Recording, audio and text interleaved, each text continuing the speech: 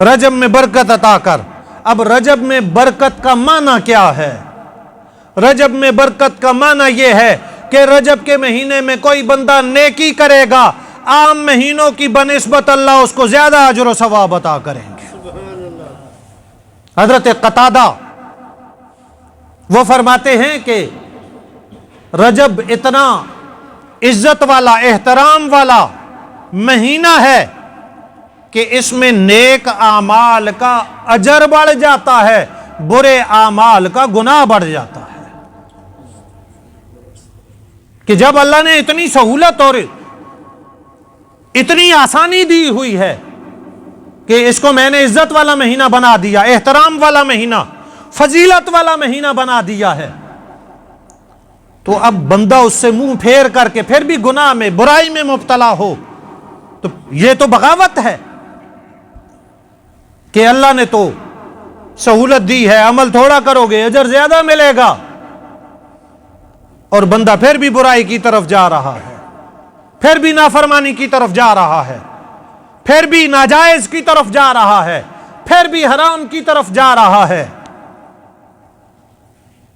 اللہم بارک لنا فی رجب و شعبان وبلغنا رمضان۔ اس دعا میں 3 مہینوں کا ذکر کیا، رجب کا، شعبان کا، رمضان کا۔ ذرا غور کیجئے کہ اللہ کے نبی صلی اللہ علیہ وسلم نے یہ دعا کس انداز میں فرمائی ہے۔ اے اللہ ہمارے رجب اور شعبان میں برکت عطا کر اور ہمیں رمضان تک پہنچا۔ اس کا معنی یہ ہے کہ آپ صلی اللہ علیہ وسلم اپنی عمر کے لیے بھی، زندگی کے لیے بھی دعا کر رہے ہیں، اے اللہ اتنی مہلت، اتنی زندگی عطا فرما کہ ہم اپنی زندگی میں رمضان کو پا سکیں، رمضان کی عظمت کے پیش نظر،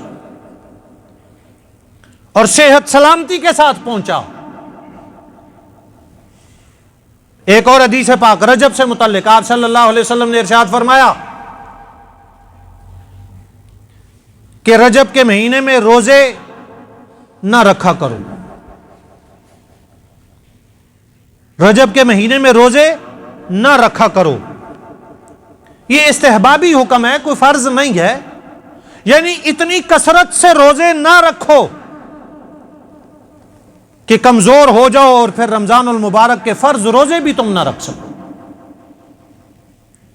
رجب کے مہینے میں اپنے آپ کو جسمانی اعتبار سے، روحانی اعتبار سے اتنا تیار کر لو کہ رمضان المبارک کی تمام سعادتیں تم حاصل کر سکو۔ یہ ہے اس کا معنی، یعنی یہاں سے تیاری شروع کرو۔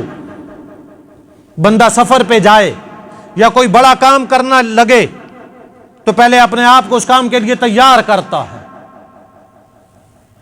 جسمانی طور پہ اپنے آپ کو تیار کرتا ہے۔